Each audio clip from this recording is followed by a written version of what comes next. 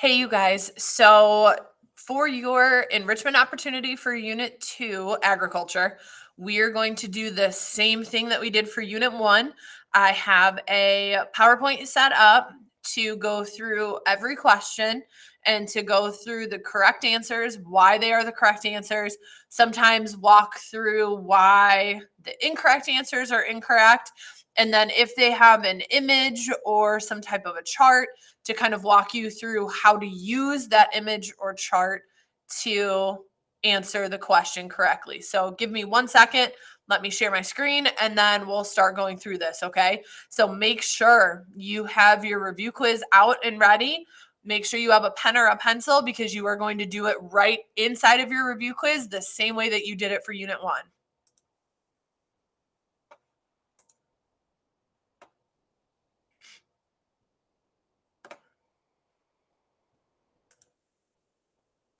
Okay, give me 1 second. Let me walk over. All right, you guys. So for this very first question, we are looking at shifting cultivation is most commonly found in which climate region. So this first section of your review quiz was using your vocab. So this, in your vocab, you have shifting cultivation as being done in tropical climates. This is another way of saying tropical climates, specifically the humid part, okay? So humid is very hot, it's very rainy, it's when you walk outside, you instantaneously feel the moisture in the air. That's what humid is. Those are very tropical climates. And then when it says low latitude, you guys, so what you're gonna do, and this is not going to be the greatest circle ever, but we're going to start with the equator. Okay, this is our zero line of latitude. And then we have 3 zones of latitude on either side of the equator. Okay? On either side of the equator, you have your low latitude zones.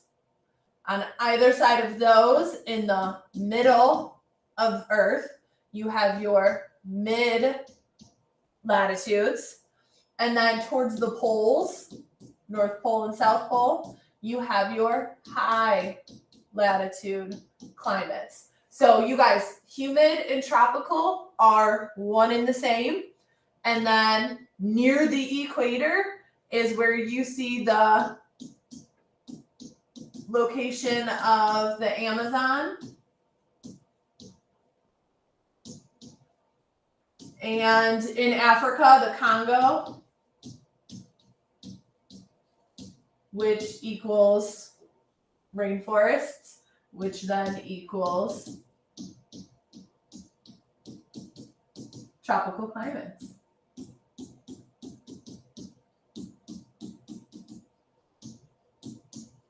Okay. All right. Oh, sorry, you guys. My fault. All right. Question number 2. So same idea, but now we're looking at pastoral nomadism. So it says pastoral nomadism is most commonly found in which climate region? In your vocab, you have dry, or in your vocab, you have arid and semi-arid. Those are synonyms for dry, okay?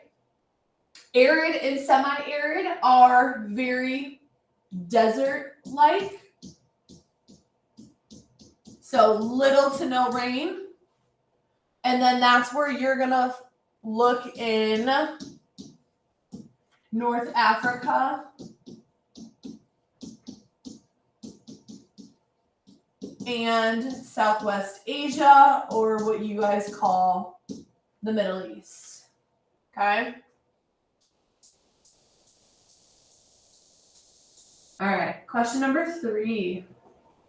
Which statement most correctly describes hunting and gathering.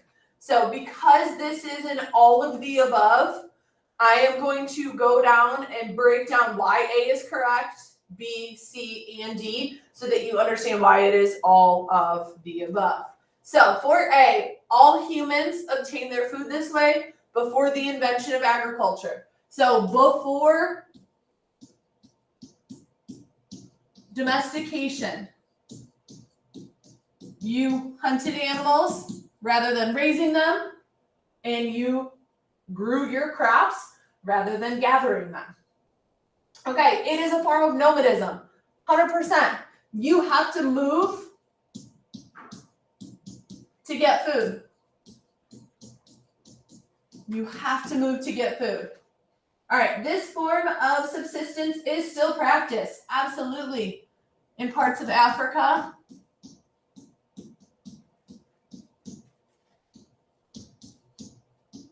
Is the main one. You still see little hunter-gatherer groups. And then hunter-gatherers live in small groups. Okay, so you guys, you have to find food.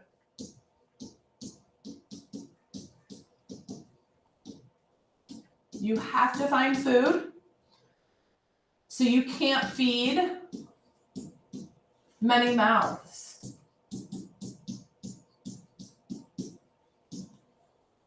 All right. So for the simple fact that you actually have to go out and hunt, you have to go out and gather, you have to keep smaller groups to make sure that you can gather enough plants, that you can hunt enough animals. So you guys, all of these things are why the answer is all of the above. And it did actually list a lot of these things in your vocab. So go back and look at the extra information in your vocab. This stuff should be located there.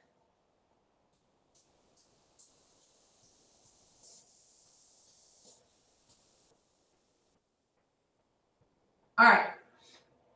Number 4, the domestication of plants and animals occurred in the, so we're looking at first agricultural revolution. You guys, that is the switch from hunting and gathering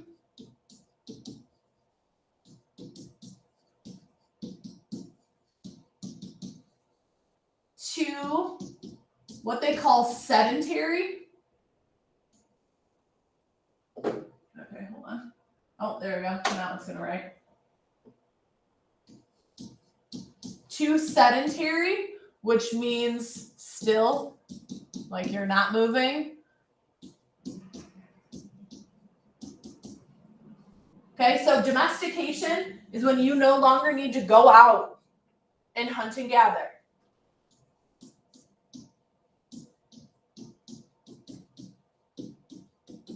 So domestication means you no longer need to go out to hunt and gather. Okay, so you guys, that is always the first agricultural revolution. You are no longer hunting and gathering. You are staying in one place. You are sedentary or still, and you are growing what you need to grow. You are raising the animals that you need to raise in order to survive.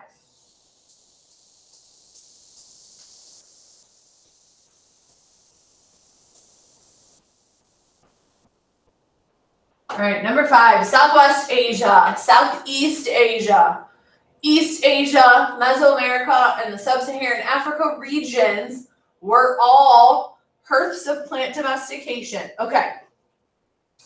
Southwest Asia, Southeast Asia, and Mesoamerica were the very first hearths of agriculture.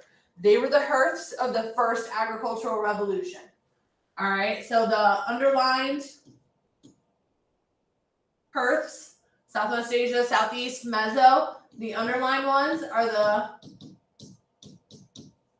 Very first hearths of agriculture. All right, so if you looked in your vocab and you looked at the first agricultural revolution, you should kind of see the list of hearths.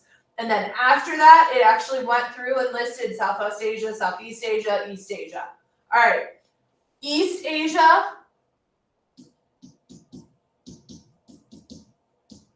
and Sub-Saharan Africa are minor hearths. So it started in Southeast Asia. You guys remember that diffusions map we did? It started in East Asia and then, or Southeast Asia, and then kind of spread its way up and into East Asia. Same thing, Sub-Saharan Africa. You're looking at it starting in Southwest Asia, coming across North Africa, and then down and into Sub-Saharan Africa. So you guys, if you look in your vocab, it lists all of those hearths. And it actually says next to the first agricultural revolution, all of the hearths and the extra info. Okay. Nope. All right. Number 6. The greatest impact of the second agricultural revolution was. So the second agricultural revolution, I'm just going to come down here. So with the second agricultural revolution, you guys, you always want to make sure you include something about the industrial revolution. So if we're looking at the second, we're going to say that it used the Industrial Revolution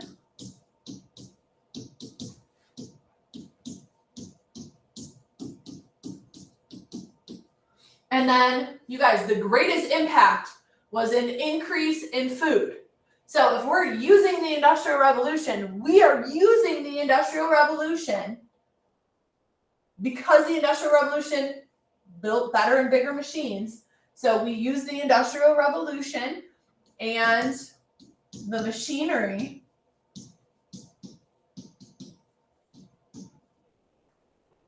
to grow more crops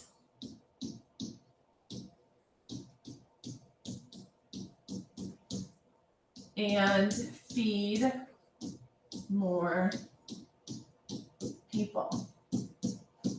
Okay, so always make sure when you're talking about the second agricultural revolution, you pair it with the Industrial Revolution. That means we're no longer, you guys, the second agricultural revolution means no more manual labor and no more animal. We now have machines. They're not the greatest, okay? Maybe we're kind of like playing around with it. Like, okay, we used to have an animal plow the land, and maybe we can create a little bit better of a machine to do this. That's what we're looking at for this one. Okay. Oh, sorry. All right. Number 7, which statement about 1961 to 2011 is best supported by the graph? Okay. So if you're going in order of your vocab, you want first agricultural revolution, you go second agricultural revolution. The next obvious choice is to get to the green revolution. So that's kind of, maybe you landed between B and D. You're like, okay, green revolution, green revolution. B is the thing that makes the most sense based on what the chart is showing. Okay, so if you look at Asia, there is an increasing number of rice that's grown. And if you look at Africa, there is a slight decrease, or it's steady number of millet, and millet is just a grain that is found in and grown in Africa. All right. So you guys, you're looking at, on this side, you're looking at how much of their crop they're actually growing. So on the left side, you're looking at that's how much of the crop they're actually growing. You can see the rice supply in Asia started off between 60 and 70 in 1961 and has very much so increased, specifically between 1981 and 1991. And then it's kind of steady, but it's showing that, okay, yeah, we use the Green Revolution to grow more crops. In Africa, it started between 10 and 20, and it ended up in 2011 closer to 10. So you can see that the Green Revolution did not really work that well in Africa. So you guys, you can kind of make the assumption, look at the huge gap between how much is grown between these two countries in the crops that they're growing. Look at this massive gap if we were to shade in this area. All right, so you can see using that chart that the Green Revolution worked better in Asia than it did in Africa. Yes, you guys, both of them are LDCs, but Africa is like the lower end of LDC. So the techniques didn't really work that well.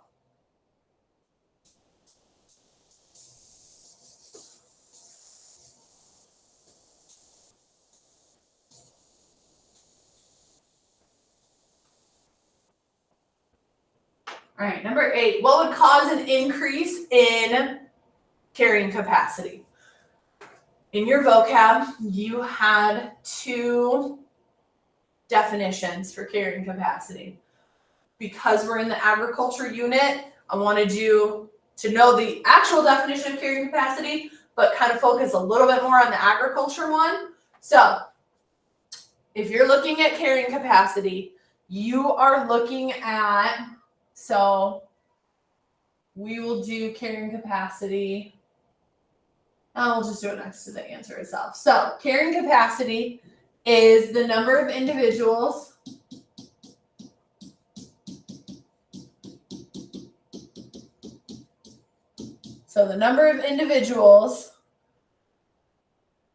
a type of agriculture can support.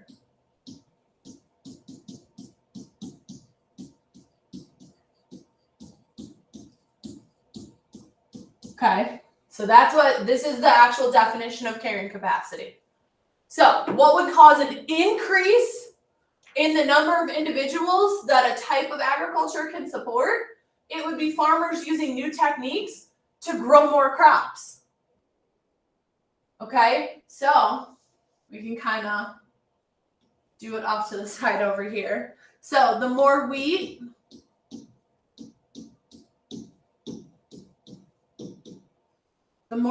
that is grown,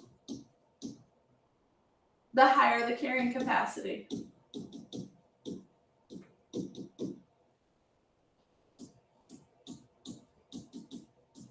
Sorry, you guys. I'm running out of room. So the more wheat that is grown, the higher the carrying capacity. And again, carrying capacity is the number of individuals that a type of agriculture can support.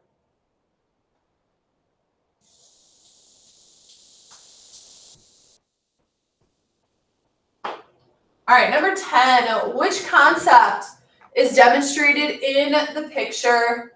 In your quiz, it's above. Here, it's next to it. All right, so the use of terrace farming.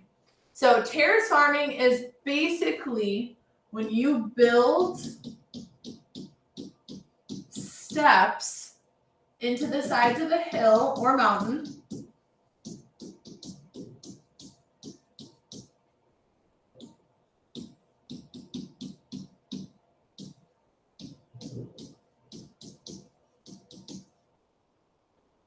to create more farmlands.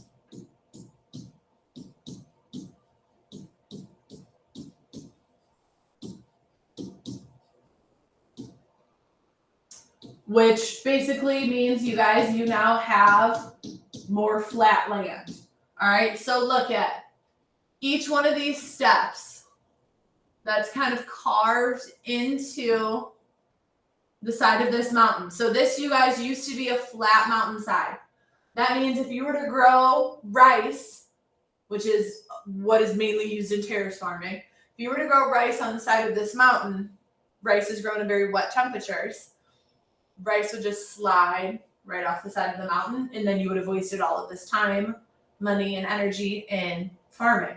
But if we terrace, or basically cut steps into the side of a mountain, so it's no longer just at an angle, you now have these steps with these flat areas.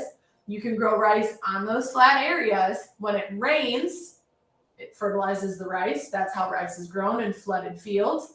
And now you have more food.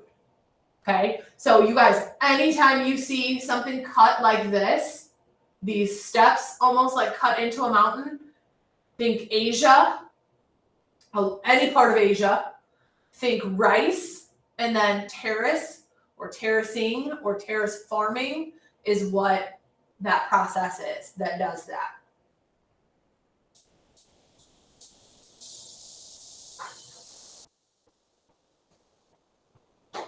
Okay, oh, sorry. All right, you guys, the system of aquaculture pictured above often leads to all of the following. All right, except, so that's the first thing, you guys. There's 5 answer choices. 4 of these are true. 4 of these things are what happens when you use aquaculture. You are looking for the one that does not happen. You are looking for the exception. All right. And aquaculture is the farming of fish, any other type of seafood. Okay. So these basically massive fish tanks. So these guys right here. Okay. These massive fish tanks are built into an ocean, built into a lake, built into an area in which to grow a specific type of aquaculture in order to breed and harvest a specific type of fish. All right, or any other type of aquaculture. Okay? So, B, the spread of diseases to wild fish, that happens. So you guys, you have new fish that are being bred in these circles. They can contract diseases. Those diseases, you guys, spread through the nets and now out into the open areas of water. All right. We are purposefully raising these fish. So C, we most certainly make sure that they have antibiotics to make sure that these fish do not get sick. Because they're in close quarters, they get diseases. So we give them antibiotics to prevent that. So those can damage the water around it. It can damage other life forms that are in the water. So it most certainly damages ecosystems. So if we want, we can cross off B and we can cross off C. Okay, the escape of fish that can breed with native stocks. So you guys, the fish inside of those nets, inside of those quote unquote fish tanks, they can escape. All right, it's not like a foolproof plan. So they escape. They are now breeding with the native fish, the fish that actually live in the outer waters. And you're basically creating an invasive species. You're creating a brand new species of fish that has never existed before that can wreak havoc, again, on the ecosystem. So we cross that one off.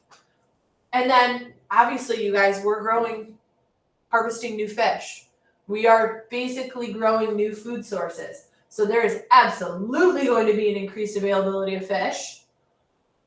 So we're left with A, the reduction in parasites. The reason this is the correct answer is because there's not a reduction in parasites, there's actually an increase in parasites. So these fish live in crowded areas. So crowded areas of fish. And then that equals a higher probability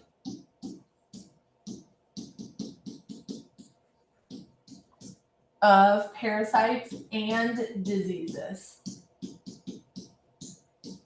You guys, they live in very close quarters.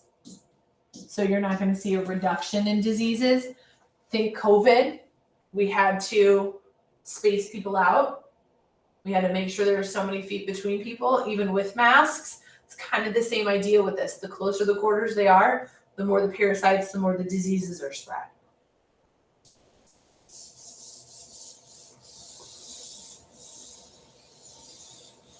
But I think some of you maybe missed the except part, and that kind of threw you off. But you guys, this was also in your vocab. This was some of the extra info about aquaculture. It kind of listed some of this information. Okay, number 11. Oof. The graph above, or next to, shows the increasing sales over a period of time for what category of agricultural products? Okay, so if we look right here, coffee is the big part of this pie chart. All right, coffee is grown on a plantation. So coffee is a plantation crop.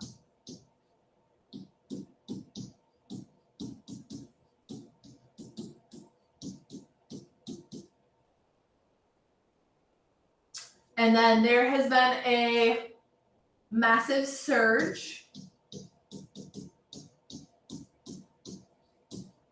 in fair trade plantation crops.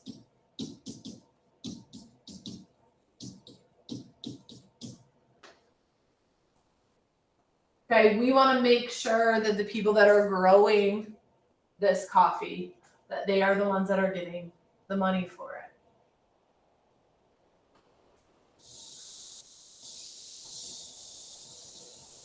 Okay, you guys, bananas are a fair trade and are also a plantation crop. So that's why, again, coffee is the major one, but bananas is 24%. That's pretty big too. All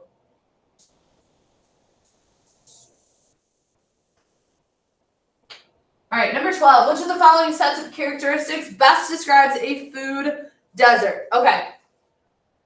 A lot of you were between A and B. All right, so if you look at B, it says an area of the city built on poor soil, so gardens are not possible. You guys, food deserts, you can grow food. Food deserts are not something where there is no food. Food deserts have food. Food deserts do not have healthy food.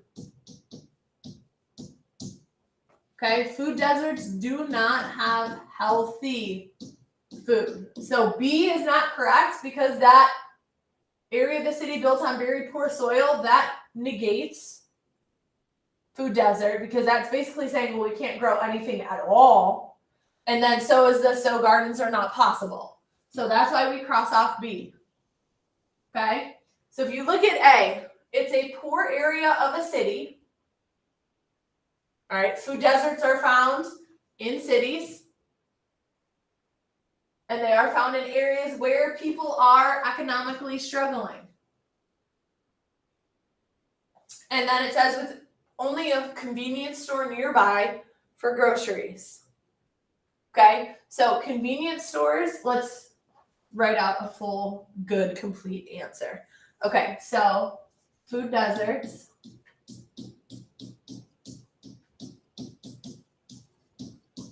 are found in cities and areas where people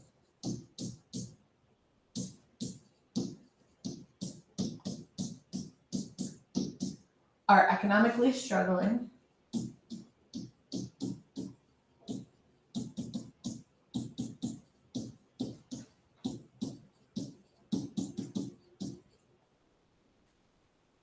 So they shop at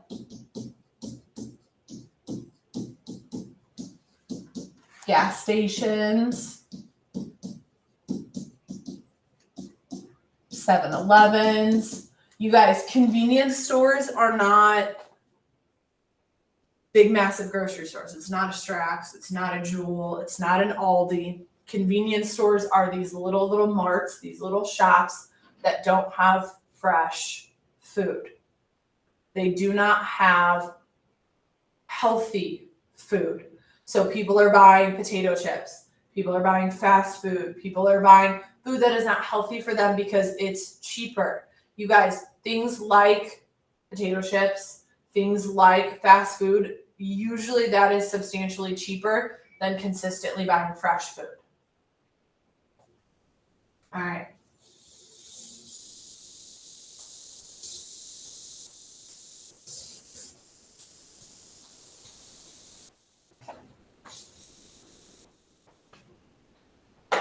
Okay, number 13 started with your agricultural map. So here was mine. There's a couple more places on mine that I labeled in terms of agricultural regions. But this was the map that we did to start this unit. So you guys did the left side first with the climate zones, and then we did the agricultural regions together on the right. So number 13 says ranching is practiced in a climate region most similar to that of which other type of agriculture? All right, so ranching is number 4. So if you look at livestock ranching, we're looking at number 4. So you guys, here's a number 4 here, and there's a number 4 here. All right, so, oh, and there is a little section down here, okay? So we want to look at dry climates. So we want to look at any other area on this map that is that orange color and has that dry climate. So look at right here, and if you look at number 3 that we labeled is pastoral nomadism. So again, you guys, that arid and semi-arid, which equals dry. Okay. All right.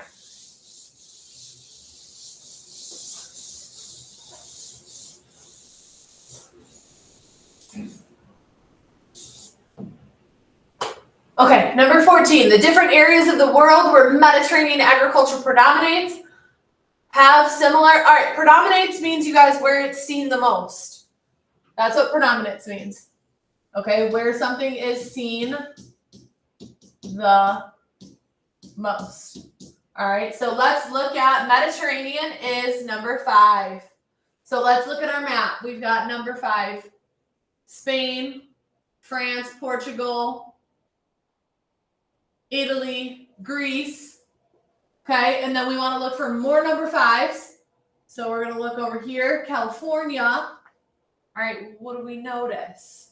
That they share this warm mid-latitude climate. You guys remember, shared climate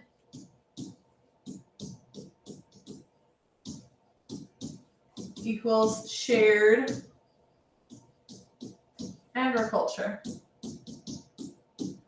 So it doesn't matter where you're located. If you share the same type of climate, you are going to do the same type of agriculture.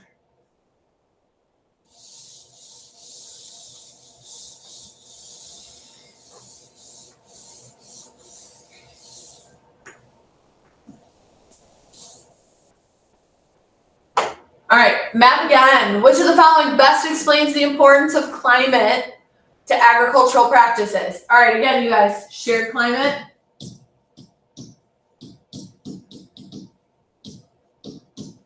equals shared agriculture. Okay, so we know the answer is A.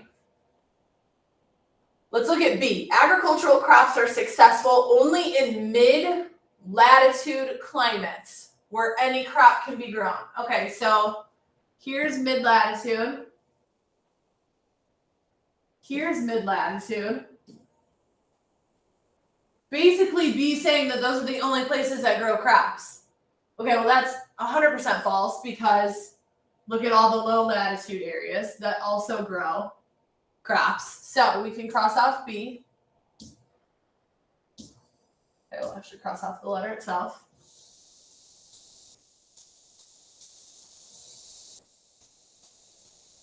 All right, C, tropical climates support plant-based agriculture, but animal-based agriculture is not successful in tropical climates. Okay, you guys, every type of agriculture has used animals at some point to help with something, to carry something, to plow something, to help move something. So you guys, it's tropical, dry, warm mid-latitude, highland, whatever it is, you guys, every type of agriculture has used animals. So we can cross that one off. All right, D, the sparse vegetation in arid or semi-arid climates does not support animal-based agriculture. Okay, well, we know that's false because if you look here, arid and semi-arid, arid, semi-arid, arid, semi-arid, animal-based agriculture. Pastoral nomadism is animals, sheep, goats, cattle, livestock ranching. Cattle, that is animal-based agriculture. So that is incorrect. And then E, cold mid-latitude climates are associated with plantation agriculture and pastoral nomadism. Okay, cold mid-latitudes are all up here, our little purple guys. Okay, not even close to plantation, not even close to pastoral, well, kind of close to pastoral nomadism, but still a no. So we can cross off E. Okay, so that leaves us with A, but let's talk about why it is actually A. It says mid-latitude climates tend to support similar agricultural crops and practices such as wheat farming in the U.S. and China. Okay, mid-latitude climate. So the U.S. falls in the mid-latitudes.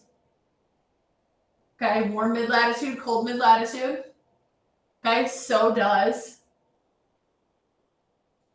parts of China. So you guys, whether you know wheat or not, if you both have a mid-latitude climate, shared climate, you're both going to grow the same thing. So whether you knew that the U.S. grew wheat and so did China, the simple fact that they both share the same climate means that they both are going to eventually grow or have always grown the same crops.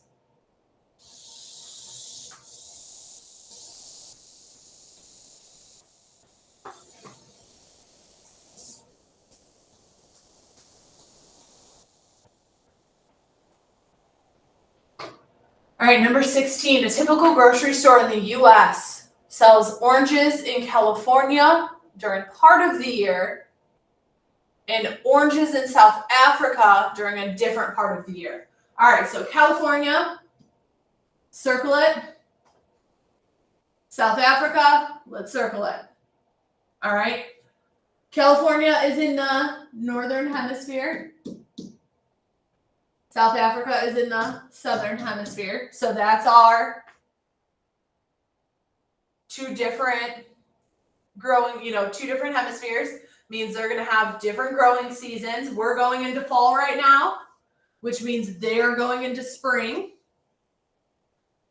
Okay, so why would then the U.S. have oranges year-round? If we cannot grow oranges year-round because we're going to fall and winter, where would we be getting our oranges from? South Africa. The reason, you guys, you sell oranges that are grown in locations with similar climate. So look at the shared climate. You've got the warm mid-latitude, you have warm mid-latitude, warm in California, warm in South Africa, and again, different growing seasons. Northern hemisphere, southern hemisphere. You're looking at going into fall and winter, you're looking at going into spring and summer. So when we can no longer grow our oranges, South Africa is going to do that for us. Okay. All right, into your notes is what this section was. So this is where you could use your note packet. This is where you could use the cheat sheet. This is where you could use any of your old quizzes. So MVCs are more developed.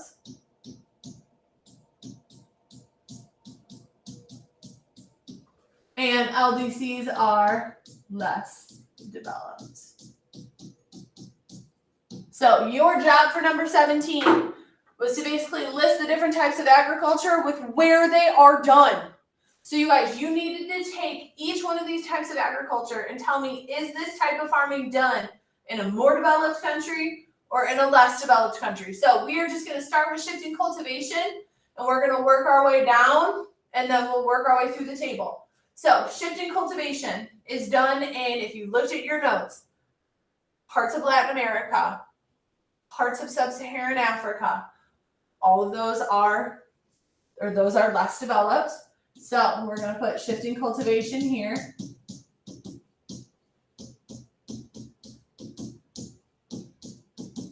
All right, livestock ranching.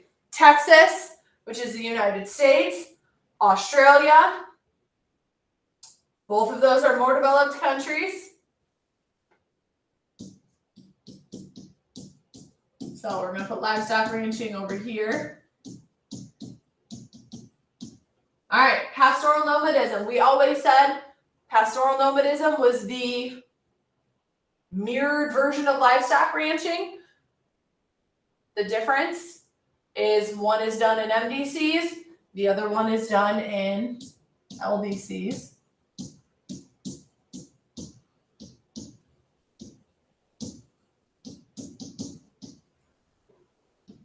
Okay, intensive subsistence rice. More often than not, when you see something being done for subsistence to feed the farmer and the farmer's family, you're going with LDCs. So intensive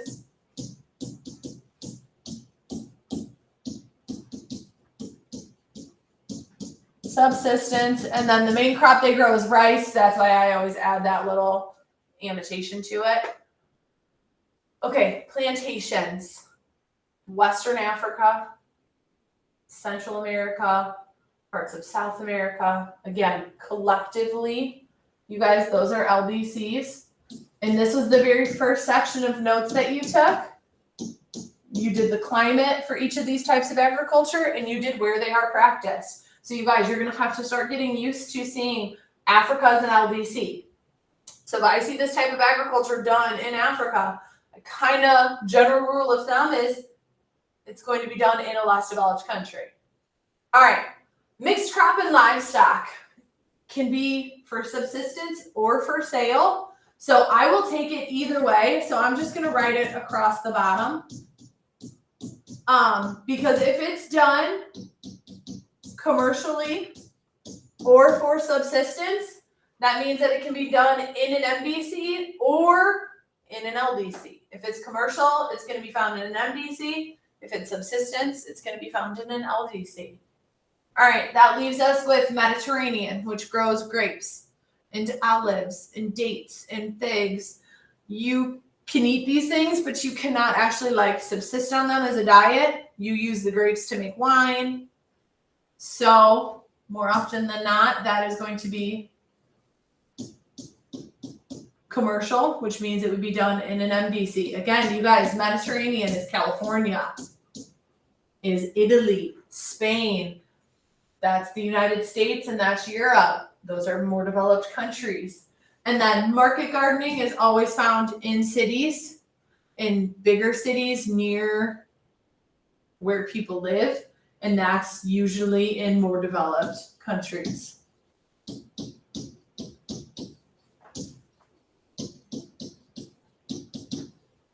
Okay, so 1, 2, 3, 4, 5, 6, 7, 8. So there's all of your types of farming matched with literally where the farming practice is done, in an MDC or in an LDC. Okay.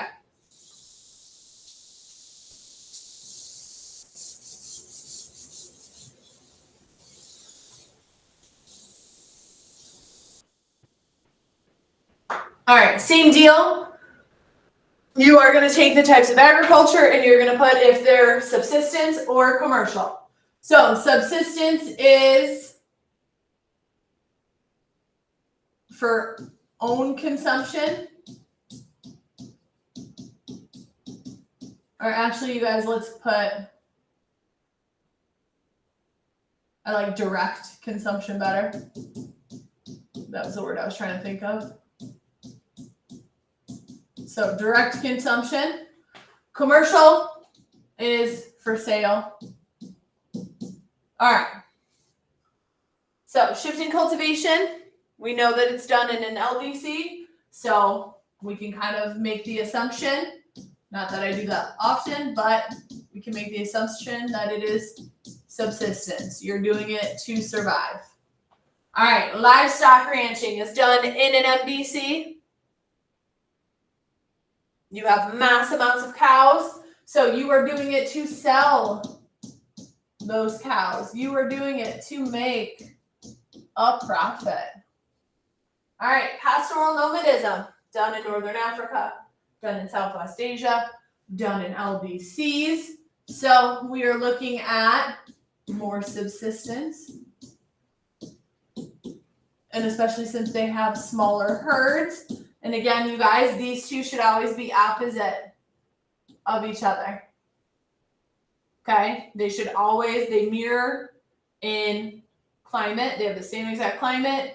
You have similar animals. One is just commercial, one is subsistence, one is MDC, one is LDC. Okay? All right, intensive subsistence, that was not meant to trick you. That was just easy points. So we know intensive subsistence is subsistence. And then again, we just tack rice onto it. All right, plantations. So plantations are found in LDCs, but they're owned by MDC. So if they are found in less developed countries, it's because those are the places that have the climate. You want plantation crops to sell for money. Okay, so plantation is commercial. Mixed crop and livestock, again, you guys are going to put this down at the bottom. If you put it, and I didn't grade this very strictly, and I don't think Mrs. Wilkins did either, but if you put mixed crop and livestock in the LDC side, then you should probably have it up in the subsistence side. If you put it in the MDC side on the table above, then you maybe should have it in the commercial side, but it does both. All right, Mediterranean, we know that that's found in an MDC. I said you cannot survive off of olives and grapes and all of that. That's not a very healthy, rounded, well-rounded diet. So we're going Mediterranean.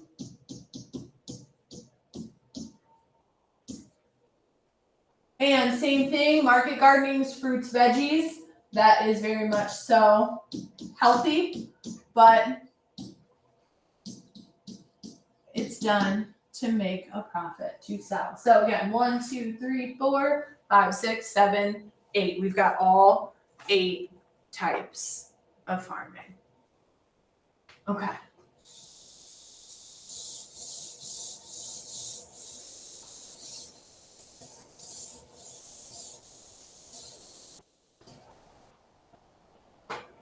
All right, this chart, you guys had to basically take the chart that was in your notes and recreate it.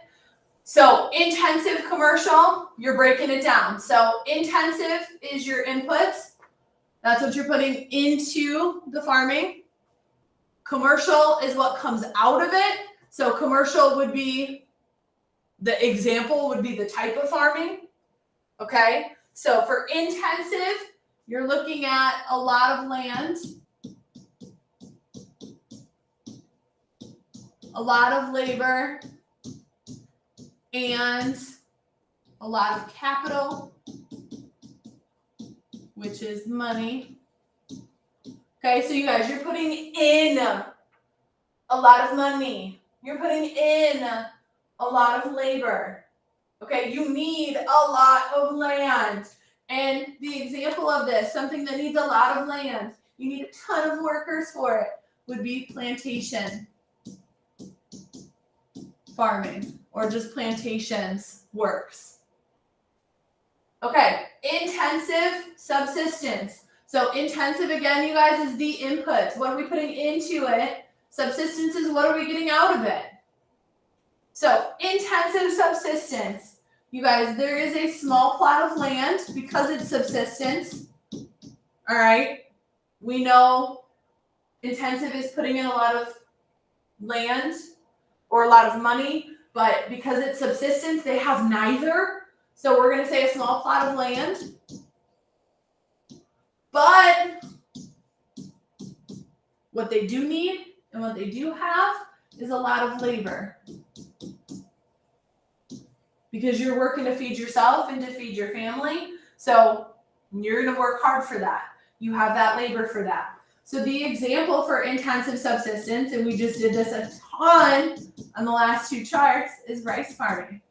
Okay, you are getting a lot out of it, and you are feeding yourself and your family is what you're getting out of it.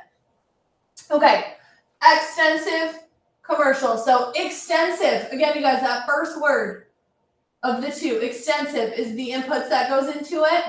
Commercial is the second of the two. That's what you're getting out of it. That's going to be our examples. So extensive, you guys, you are going to always see a lot of land. That's going to kind of be the staple. You have a lot of land. All right, and we're going to kind of leave it at that. The extensive is a lot of land. And when you look at extensive farming, it says you're not putting in as much labor or money as opposed to how much space. So you guys, because there's a lot of land, you're going to see very little labor put into it. Okay. And because it's commercial, a lot of land, you've got livestock ranching. Again, you guys, the animals can kind of go do their own thing, kind of wander, meander, they know where they're supposed to go, they know what they're supposed to do. All right, extensive subsistence. Again, extensive, you guys, would be our input. What are we putting into the farming? And then subsistence is what are we getting out of it? So for extensive subsistence, we're looking at a lot of land again. And then examples, we are looking at shifting cultivation. You guys, shifting cultivation is when you shift plots of land. So if I have, here's my gigantic piece of land, I divvy it into 4. I start on plot 1, and then I shift, and I do plot 2, and then I shift to plot 3, and then I shift to 4. And I'm in plot 1 for a couple years. I'm in plot 2 for a couple, plot 3, plot 4. You guys, you need a lot of land for that to work. But what you're getting out of it is for you and your family to subsist on. And then the other one is pastoral nomadism. Again, because you are nomadic, you need to move. So you need a lot of space in order to wander with all of your animals. Okay, so that's my person wandering with their animals through all of their space. And again, those animals are what you are going to use to subsist off of. Okay.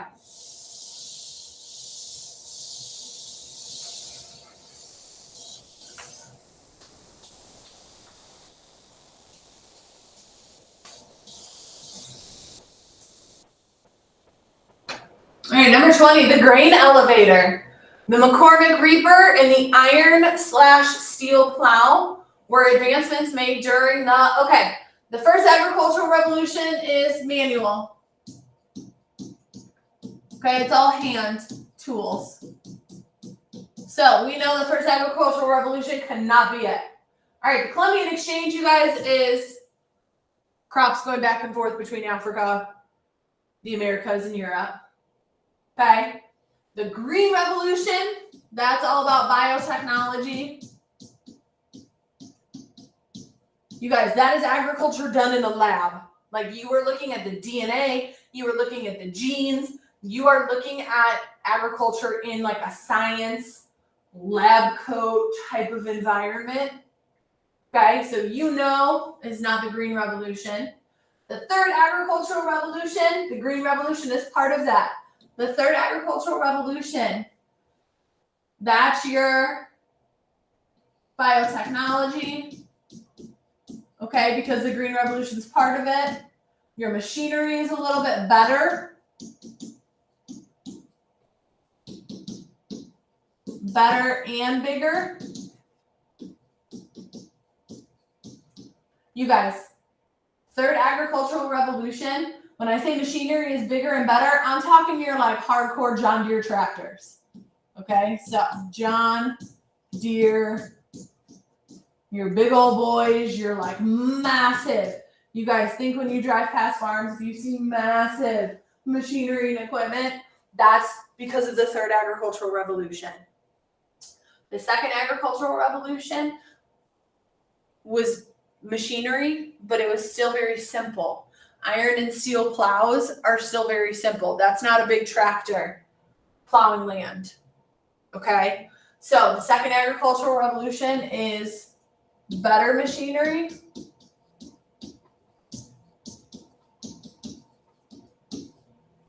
And you guys, iron and steel, that's uses from the Industrial Revolution. So that's taking agricultural tools that already existed and making them better.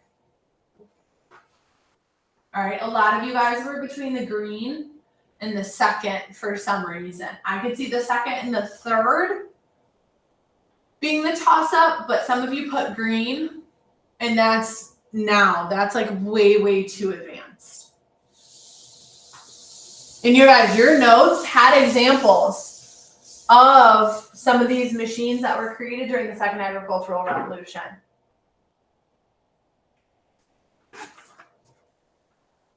Okay.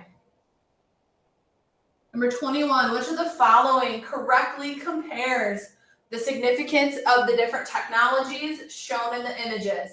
Okay, so in the very first image, we have animal labor. We have animals pulling a plow. You guys, in this one, this is our big old tractor. This is that big old machine that I was telling you about. Okay, so it's a tractor, it's big, it's massive. Okay. So in the first picture, the plow eased the intensive use of labor. So rather than the guy in the first picture having to plow all of that with hand tools, he can now attach those hand tools to the animals and he can just ride and the animals plow the land. In the second picture, your farm equipment becomes mechanized and that leads to even better food production because you guys, look at how much more ground this tractor is covering.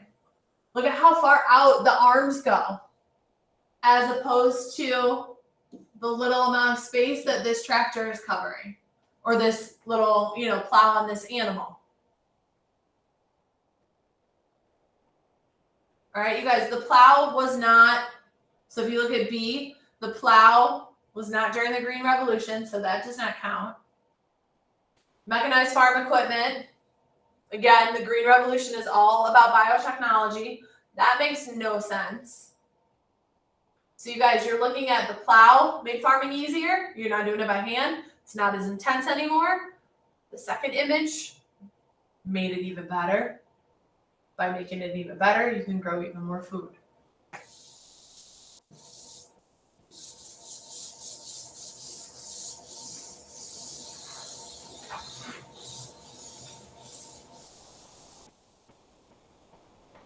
All right, in which group of countries are GMOs used the most widely in agriculture? Okay, I know this one was a little difficult.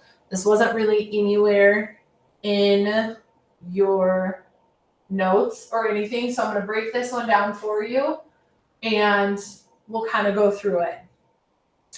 So let's start with C. We're going to do this a little backwards.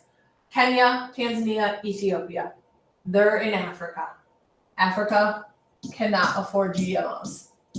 Just Genetically modified foods, you guys. We eat genetically modified foods. Not crazily genetically modified foods. Things that are okayed by the Food and Drug Administration.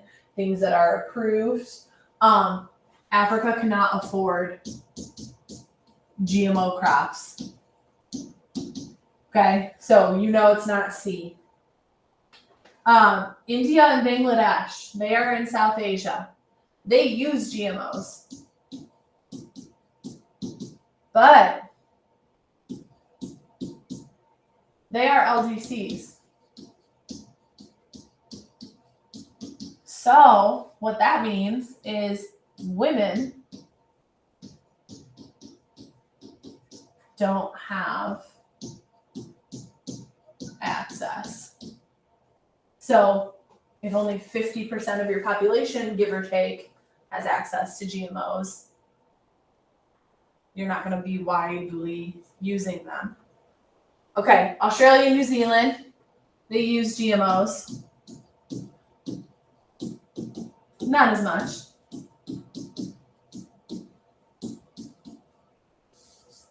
All right, France, Germany, the Netherlands, Europe has actually restricted the use of some GMOs.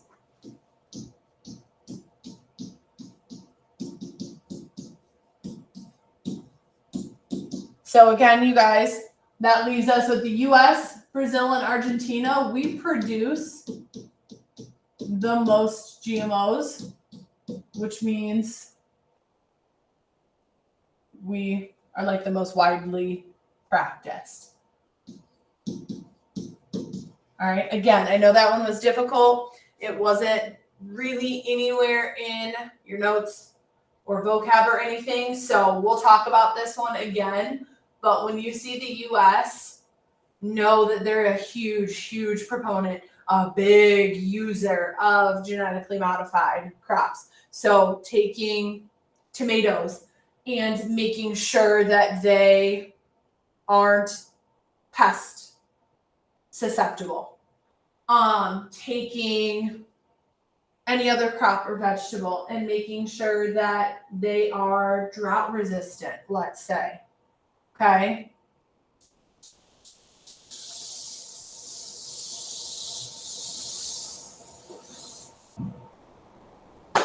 All right, 23. All of the following were positive consequences of the Green Revolution, except, again, so except. So you guys, 4 of these are positives, 1 is a negative. Increased crop yields, that's positive because you're growing more. Yields means amount, so you're growing more food. So that's 100% a positive.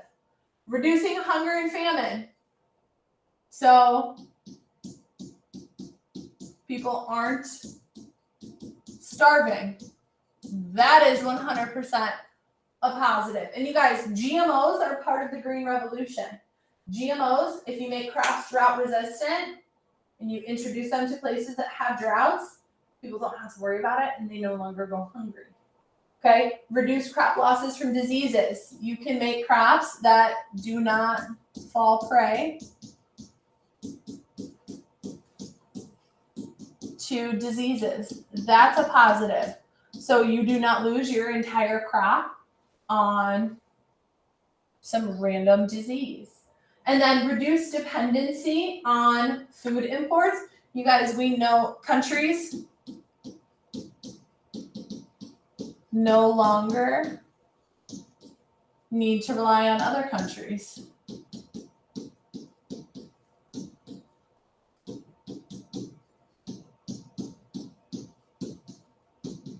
They can grow their own food.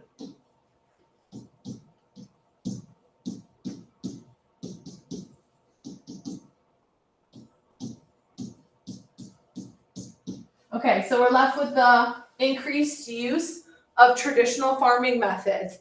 That is a negative. So I'm going to write that one in here. Okay, so increased use of traditional farming. You guys, it decreased the use of traditional farming methods. So this mainly affects people in LDCs. Okay. They once used traditional methods.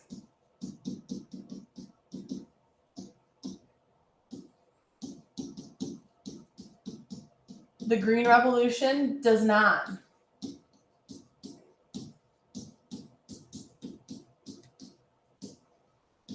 The Green Revolution is all about science and technology. Science and technology don't sometimes go hand in hand with traditional. They kind of butt heads a little bit. All right. 24. In the U.S., many farms are integrated into a large food production industry. Okay, you guys, the word integration and then large food production industry. You guys, agribusiness is an industry. All right, agribusiness, this is an industry. It is a farming.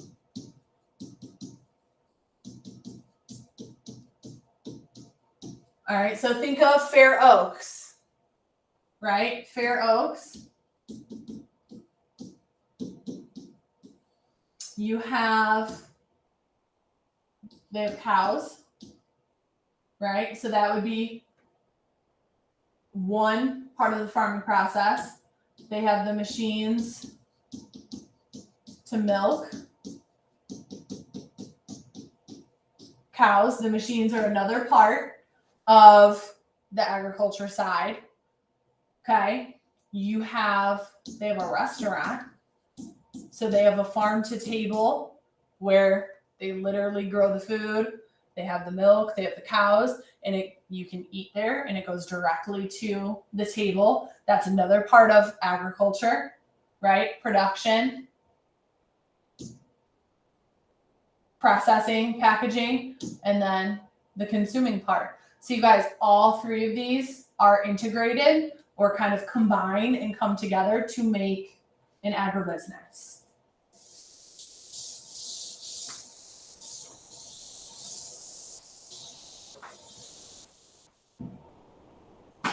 All right, which describes a change in agriculture that shows the clearest impact of the development of agribusiness. All right, so we're looking for the thing that basically describes agribusiness and the effect agribusiness had on people.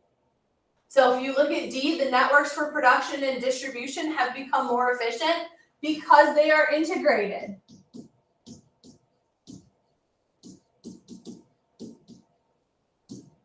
They are integrated into one industry. All right, you guys, look at that previous question. Fair Oaks is way more efficient because it literally is one roof that does everything. Okay, so if you take agribusiness and you take those integrated pieces, I missed the O and into. If you take all of those independent pieces and put them under one roof, Fair Oaks, Perdue Chicken, it's way more efficient because you're producing it, you're processing it, you're distributing it. It is all in one place.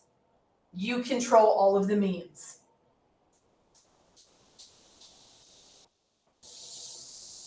All right. Number 26, draw the commodity chain for poultry, which is chicken.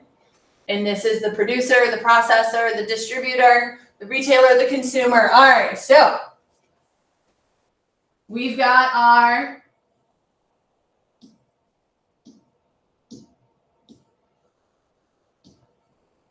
chicken, right? This is our producer. This is the farmer. Okay, so you've got to start, you guys, this is our commodity.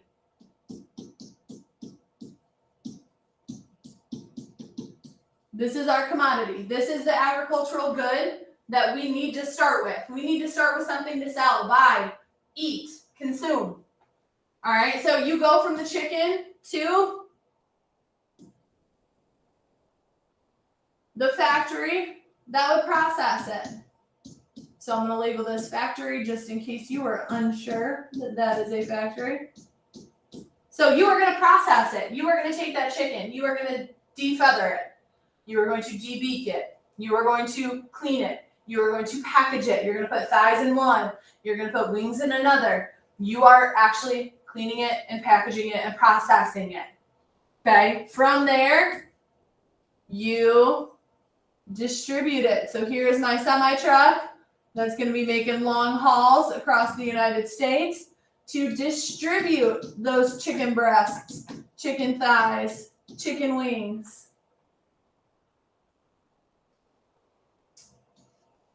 You've got the grocery store. So I am going to call this Strax. You can label it Walmart. You can label it Whole Foods, Aldi. You can, whatever your little heart desires. So that is the retailer. And then it gets to the consumer.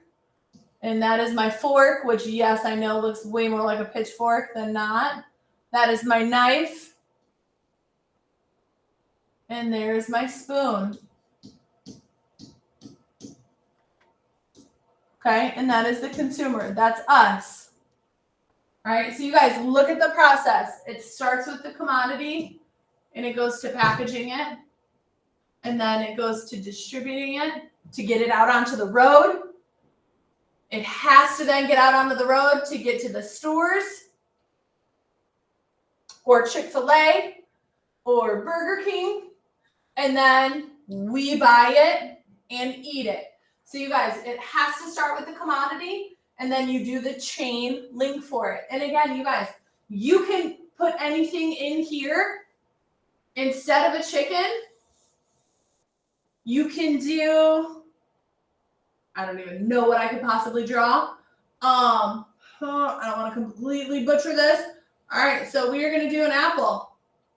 All right, you can start with an apple. It has to get picked, grown. It gets in the factory. It's got to get processed, cleaned, packaged. Gets out onto the road, to the store, and to us.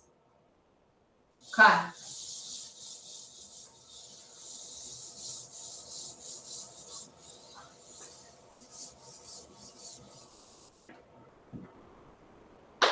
All right, Von Thunen.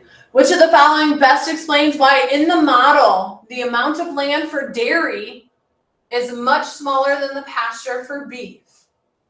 Okay, you guys, dairy. Focus on the dairy part. Dairy equals milk. Okay, so ignore the fact that it's smaller than the pasture for beef. Ignore that. Who cares?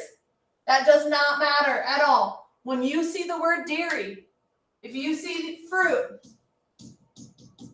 if you see veggies, okay, these things are perishable. It means they spoil. They go bad. Okay? They always have to be close to the market. Always. Because they go bad. So you have to be able to get them to market quick. Otherwise, you are not going to make a profit off of it. So you guys, ignore the beef. Ignore that part of this. The minute you see dairy, that's what you're looking at. The numbers do not matter. The amount of dairy cows versus the amount of beef, none of that matters. Okay? It is the simple fact that when you look at Von Thunen, things that go bad have to be closest to the market. All right. Last one.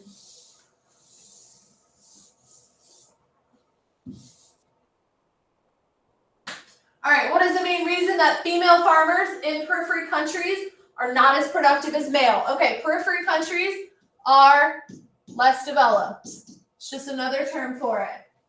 All right, you guys, in peripheral countries, women are not seen as equal. okay? LDCs are very traditional. So LDCs are traditional. And in some cases, women do not have the same access. Okay? Women do not have the same access to resources. Women do not have the same access to the market in order to sell the goods that they are producing. Okay.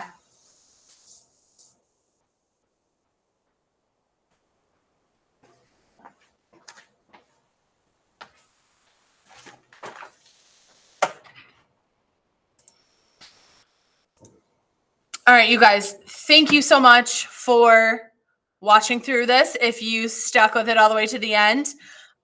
If you have any questions, if you need anything, please do not hesitate to stop in and ask. If you need me to go through any question, any other topics, anything, just pop in, send an email, and I will help you. Good luck studying for agriculture. Good luck on FRQ and the test, and I will see you guys later. Have a good one.